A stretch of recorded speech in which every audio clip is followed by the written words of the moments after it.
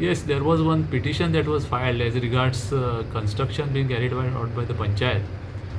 There, the prayer was only restricted to find out and hold an inquiry as to who are responsible for this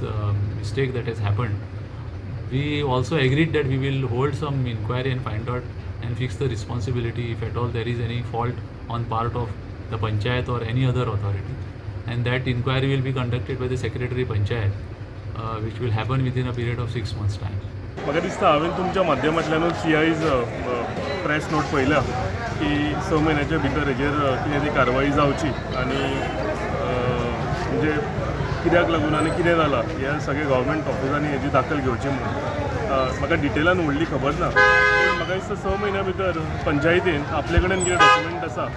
आपल्यान कितें घेतला कितें आपल्या सायडीन कितें आपलो दावो कितें आसा हो तेंच्यांनी मांडचो आनी 6 म्हयन्याच्या भितर कितें आसा तें गव्हर्मेंट ऑफिसर कितें इन्क्वायरी आसा कितें आसा ती सगळी करची आनी जर सगळें सारकें आसा पंचायतूय म्हणटा आपणेनूय ही एक्जिस्टींग बिल्डींग आसा आनी हांवें हांगा सरपंच म्हणून काम केल्लें आनी ही एक्जिस्टींग बिल्डींग आसा त्या पॅरामिटराचेर जी परमिशनां लागतली ती तेंच्यांनी घालची आनी पोस्ट फॅक्टो अप्रुवल जे आसा ते घेवचे अशें हांव पंचायतीकूय रिक्वेस्ट करता आनी फुडलें कितें डिसिजन आसा तें कोर्टान घेवचें.